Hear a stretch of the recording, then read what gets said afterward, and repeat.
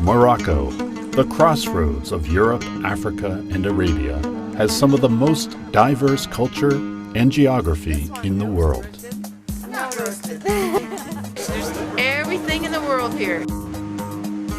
As little as 15 miles of movement can reveal a completely new landscape. The cultural variety is equally rich.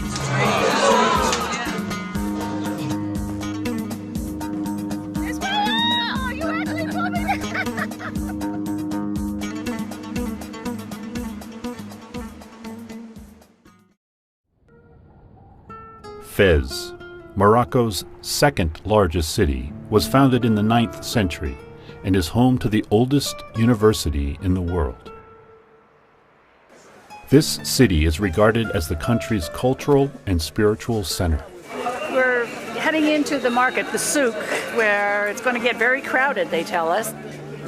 It was much different than any other market I've ever been in. Are we ever going to taste camel meat on the trip? Well, I don't know how, to what extent you will like it, because no matter how well you cook it, it remains like tough, hard to chew.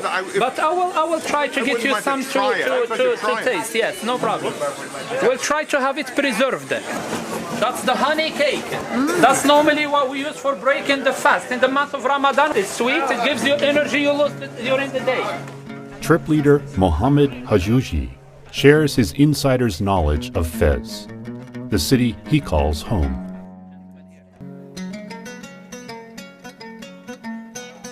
This is our first Arab country. OAT, we've just done it before, and he's very professional. There's never been a problem with the guide, so I mean, there's a lot of confidence in that. You see the goat skin container? So they clean them and fill them up with water. I like his honesty. A good professional guide is really valuable. And may God bless you all with God's peace.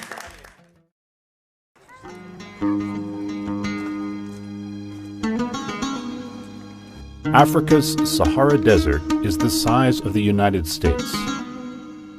It is the biggest source of sand and dust in the entire world. My most exciting part was that sandstorm. And join me inside. And normally when you have a sandstorm, we pass it around. Headscarves provide protection from the wind-blown sand. Camels are equipped with their own defenses. They have 2 rows of long eyelashes to keep the wind-blown sand out of their eyes. True elements. We're just stinging from all that sand. I think really that's going to be the most memorable. You know, Ken and I were just giggling all the way to the tent. We couldn't see each other. Almost there. Until we got inside, and then it was cozy. Here's my tent. And that'll be probably the first thing we tell our friends is about the sandstorm in the Sahara.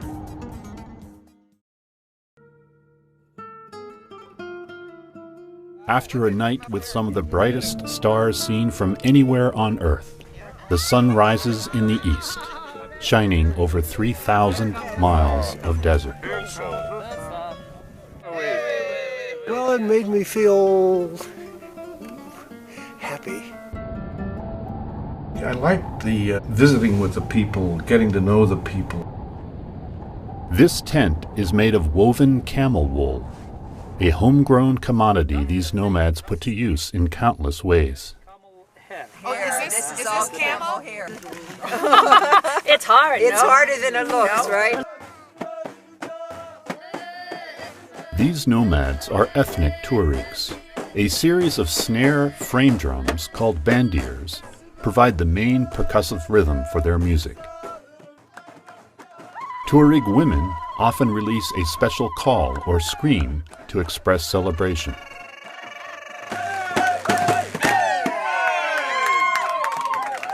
And the men were singing, and the drums were beating, and we were dancing, and it was such a joyful experience.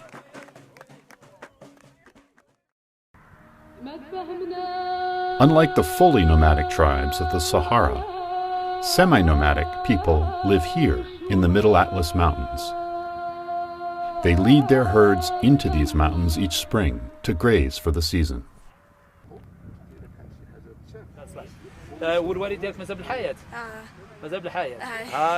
is not the whole family here because today it's a market day. So they went into the souk. The nearest souk, or market, is a half-hour drive away and provides this young woman's family of 7 with all the food supplies it needs. She just was smiling and laughing so much at the time. Well, that's what I told her. Now it's your turn.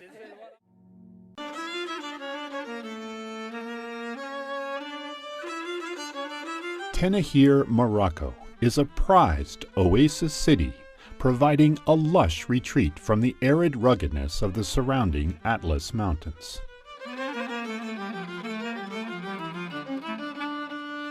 For the locals of this emerald in the sand, the pattern of daily life is old, centuries, even millennia.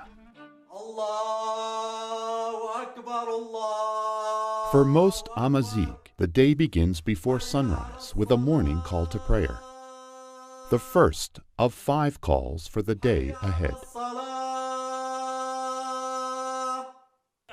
Then it's off to the market, or souk, where locals will bargain for everyday necessities like grain, clothing, and especially livestock. Once a week, this town's live animal market is also a place to share stories and socialize. Animals are central for many households in Tenahir, but for the semi-nomadic people surrounding the city, they are vital. In these families, the men tend to the livestock. The women look after the family. For all families, traditional Moroccan cuisine served at lunch and dinner has changed little over time. Tagine is a local staple, commonly eaten with flatbread called hobs. While education in Tenahir has improved recently, for many children in the more rural areas, access to school remains limited. Some young students in the region have a long way to travel to school. Very good.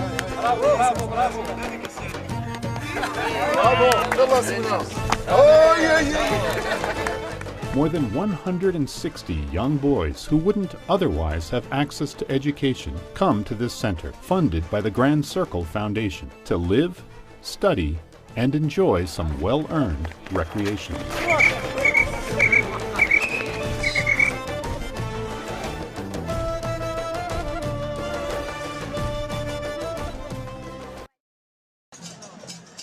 Marrakesh's main square is arguably the busiest in Africa, the center of activity and trade in this city, known for its color and social vibrancy.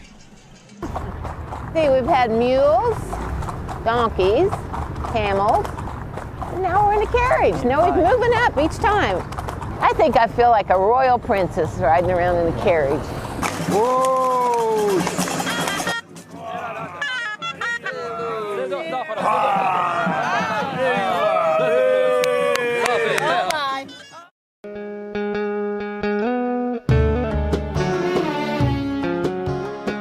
From the beaches of the Atlantic Ocean, to the snowy peaks in the Atlas Mountains, to the desert sands of the Sahara, Morocco is a land of stark contrasts.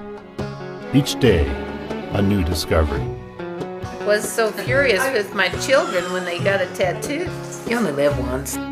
This is completely out of the normal range of our experiences, so I just love it.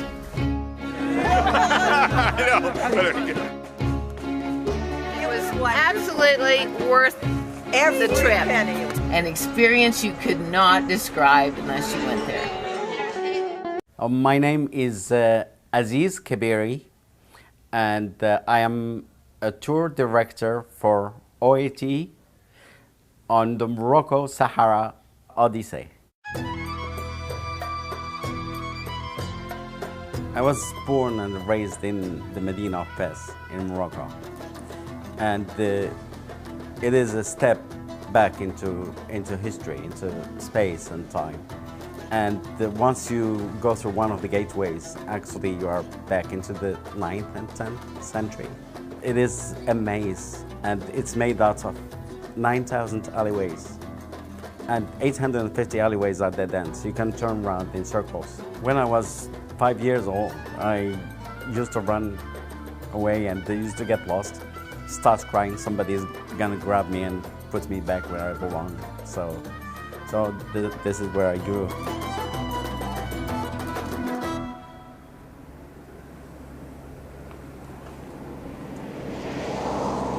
The country is not big. It is the size of Texas.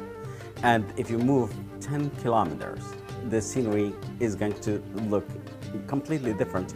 And we have everything you can imagine. Morocco has got very green land, a very arable land, and one of the most beautiful regions in the country is the Toudra Valley and the Dadis Valley. And these valleys are all along the high Atlas Mountains. We go visit families and we have home-hosted meals, and then the travelers get to meet with the people, talk to the people, and learn about the country from the people themselves. Come, join up with us. We're looking forward to welcoming you into Morocco. From your hometown, you'll set out on a journey of discovery. We fly from the U.S. to Casablanca, where our local trip leader waits to guide us along a loop encompassing Morocco's varied lands. After discovering the ancient palaces and modern plazas of Rabat, we explore the Roman ruins of Volubilis and the minarets of Meknes on our way to Fez. Then we travel south across the Middle Atlas Mountains and on to our tented camp in the Sahara. And we journey to the oasis of Tinagir before capping our adventure with a discovery of the Medina of Marrakesh, a UNESCO World Heritage Site.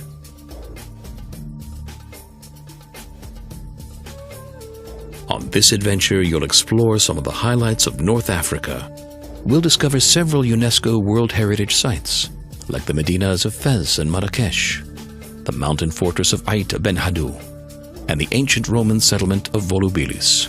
We'll take in striking views of the Moroccan landscape and visit remote villages as we travel across the Atlas Mountains. And a real highlight will be our stay in the Sahara, where we'll walk the golden dunes and sleep in comfortable tents beneath the countless stars of the desert sky.